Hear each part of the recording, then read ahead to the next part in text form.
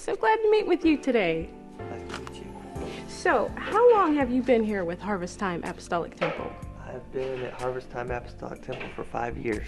What series of events led you to becoming assistant pastor here at Harvestime Apostolic Temple? It was actually quite an interesting story. I believe Pastor Smith had been looking for an assistant for some time and had gone through several different people that he had looked at.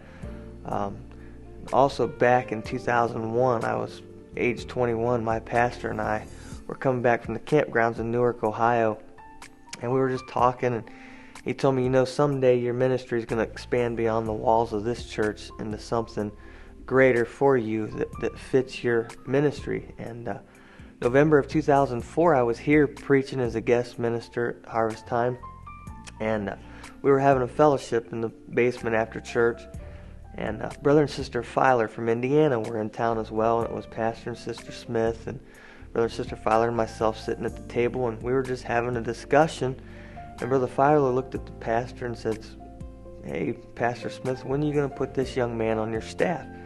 And it just kind of sparked a conversation. Pastor Smith looked at me and said, "Well, would you be interested in something like that?" My response to him was, "Absolutely, I would be interested in something like that." And we prayed about it for several months, talked about it, and then in May of 2005, we discussed it with my pastor. Everything seemed good with him. And then in September of 2005, I arrived here at Harvestime Temple. What do you enjoy most about your position here as assistant pastor? What I've enjoyed most about my time here at Harvest Time is this church is actually unique in the fact that most places you go to speak, you feel like you're the only person in the room. Here at Harvest Time Temple, when you preach, the people here actually get behind you. They preach with you. They many times preach you to the point where you're drained when you leave here. The people here are just exemplary. Many times when visitors walk in, they never feel like they're in a strange place. They always open themselves up. They always wrap their arms of love around them.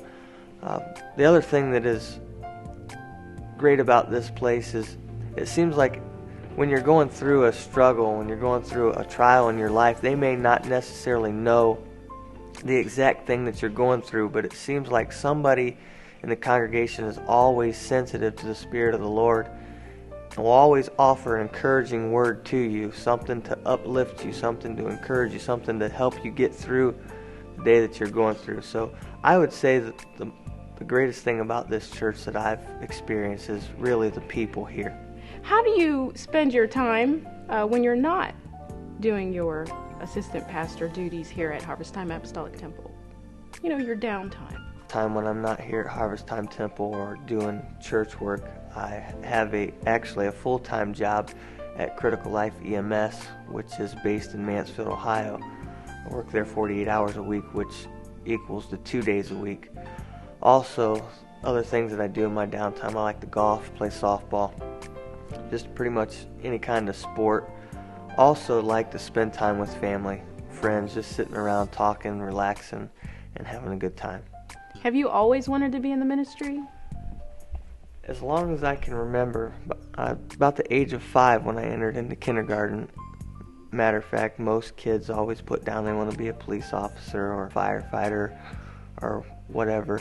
But what I put down was that I wanted to be in the ministry. I wanted to be a preacher. So from the age of 5, I wanted to be in the ministry. What is it that you're most looking forward to in the coming months, in the next year? What I think I'm looking most forward to is there's such an expectancy in every service here at Harvest Time. What I'm looking forward to is God's promised a great revival. I'm looking forward to the broken hearts, the broken homes, the broken families coming in and seeing God restore them. Not only their physical families, not only their physical lives, but their spiritual lives as well. The sinners that have never known who Jesus is, and also the backsliders who did know who He was and are turning and their attention and their direction towards Harvest Time or towards any church that preaches the truth for that matter. But what I'm looking forward to is just a tremendous outbreak of God's Spirit in this church in the next few months. And what is it, in your opinion, that keeps people from coming to church these days? In my opinion, what keeps people from coming to church these days, and hold on to your seat because this is going to be real deep, is really themselves. A lot of times people will use the excuse that I don't go to church because there's hypocrites there. Well, my response to many people when I've heard that is there's hypocrites at your job and you still go there. And there's hypocrites at school and you still go there. And a lot of times the conversation, dialogue keeps going back and forth. Well, I go to my job because I need money. And I go to school because I need an education. My response to that would be, well, you should go to church because you need church to get to heaven. A lot of people will come back with, I don't need to go to church to have a relationship with God. But the Bible tells us in Hebrews to not to forsake the assembling or the gathering together of yourselves together as the manner of some is, but even more as you see the day approaching. So I think that themselves, they keep themselves from coming to church. And the big issue is holiness and standard issues.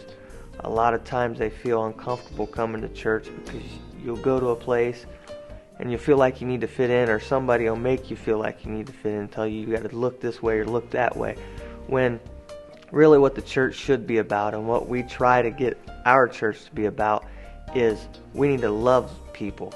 We need to teach people how to study the Word as well as teach them what the Word says and let them work out their own salvation. Not make up your own rules, but study it out for yourself. When you see it for yourself as well as the pastor teaching you, then people will tend to stick with it rather than just somebody saying this is what you need to do and them not understanding what they need to do. So I think holiness is something that keeps people from coming to church because they feel like they're bound by those things when it's really not something that should bind you. It should be something that when you fall in love with God as He teaches you and instructs you, you're just going to do those things. A lot of times people want to live through somebody else's testimony or opinion about coming to church, with, well, so-and-so said this or their church does that and I don't know, just from hearsay, instead of going and experiencing it for themselves. If you experience God for yourself, that's when it begins a relationship. Okay, I appreciate your opinion. I hear what you're saying, but why don't you come to church with me and try God for yourself? Really get that relationship going that really opens the opportunity for people to experience God for themselves. Absolutely. What works for one doesn't work for another. Well, thank you so much for your time, Pastor Rick. Is there anything else you'd like to say to the audience?